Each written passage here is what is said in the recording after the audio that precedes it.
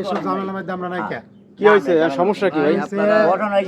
আপনারা এই ক্যাশর মেসর বাড়ির পর অনশন বসাই এগুলা কিচ্ছু করতে পারবেন না, ঠিক আছে? তারে ভালো বলে এখান থেকে চলে যেতে বলেন, তাহলে ঝামেলা ফিনিশ। তে তুমি গেলেই তো মানাইছি হয়ে থাকে সবকিছু হয়ে থাকে। আমি তো আগে বলছি, আমি গেলে তো একলাই চলে যেতাম, তাতে তার আশা লাগতো না। আমি তো বলছি যে আমি তার সংসার যাব না। বরিশাল থেকে আসছেন শরীয়তপুর? জি। আপনার দাবি কি একটু বলেন তো আমাদের। আমার দাবি ভাই, আমার বউরে আমি নিয়ে যেতে চাই। এই মেয়ে কি বিয়ে করছেন আপনি? হ্যাঁ। এই লোক এই মহিলার পড়ালেখা করাইছে, এই যে নার্সিং না কি জানি ডাক্তারি নার্সিং করায়? করাইয়া এই যে সে লেখাপড়া করে ভালো প্রতিষ্ঠিত হয়েছে, ভালো সরকারি চাকরি পাইছে, এখন নাকি তারে লাগবে না, সে তার স্বামী তারে বাদ দিয়ে দিতেছে। পছন্দ করেন না। অটো চালাই দেখে হারান। মানে বিয়ে হয়েছিল কতদিন বিয়ে হয়েছে আপনাদের? 5 বছর। 5 বছর। আচ্ছা, আপনি করেন কি? মেয়ে চালায়, আমি অটো চালাই। মহিলা চালাক তো কোনো অটো চালান? অটো চালান, নার্সিং পড়াতে তো হেভি খরচ আছে। জি ভাই, কেমন টাকা খরচ করছেন আপনি? প্রায় 15-20 লাখ।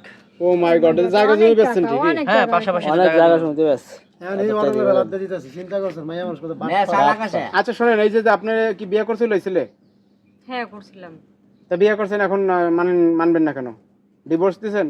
আরে ভাই, তখন তারে ভালোবাসতাম, তার সাথে বিয়ে শাদী হয়েছিল, সেও আমারে ভালোবেসে আমার পিছে আর্থিক সহযোগিতা করছিল। এখন আমি চাকরি বাকরি পাইছি, তারে দেওয়ার দরকার নাই। হ্যাঁ শুনতে ভালো লাগছে। টাকা ভালো লাগছিল, তখন ওই যে নিজে কিছু করতে পারতেছিল না, তাই ছেলেটা ধরে আর কি ঠকাইলো। আর তুমি মনে করো যে কইছে গার্জিয়ান কই? গার্জিয়ান আছে? আছে যে বাবা।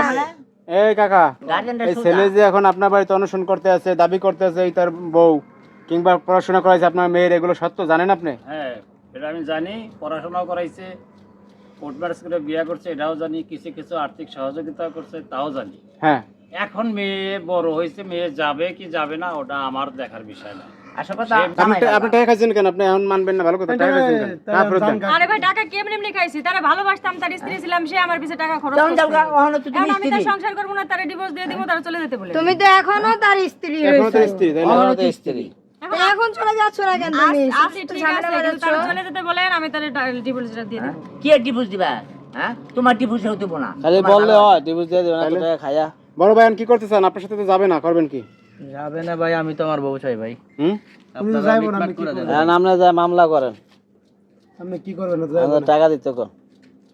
এই বাটফারিটা আপনার সাথে তাই কেন কাকু, করবেন? আপনি কি সমাধান করবেন বলেন? আপনার বাড়িতে এরকম একটা ঝামেলা চলতেছে। আমার কিছু করার নাই। এ মেয়ে চলে যেতে কইতে আছে, চলে যায় গিয়া। আমার রাখার মতো কোনো ক্ষমতা নেই। কিন্তু সুদা বুঝছেন মেয়ে লোক পারতাছে না। না, বুঝছেন? আর মেয়ে হয়তো অন্য জায়গায় লাইন আছে কি? হ্যাঁ, মনে হয় আমাদের লাইন আছে, টাকা পয়সা আছে, চাকরি করে, ওনার দরকার। চাকরি পাইছে না, সরকারি লোকে বিয়ে করবো, এখন ভালো ছেলে দেখে বিয়ে আছে করে। না, এরকম জামাই কিনে নিতে পারবার কি?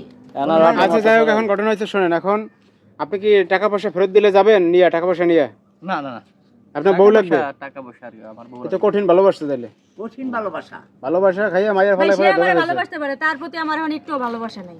ও বুঝছি। তো দর্শক ভাইরা দেখেন, এই যে শরীয়তপুরের এই যে ঘটনাটা ঘটছে এখানে, তো এখন এই বড় ভাই আসলে কি করা উচিত এই পরিস্থিতিতে অবশ্যই আপনার কমেন্টসে জানান।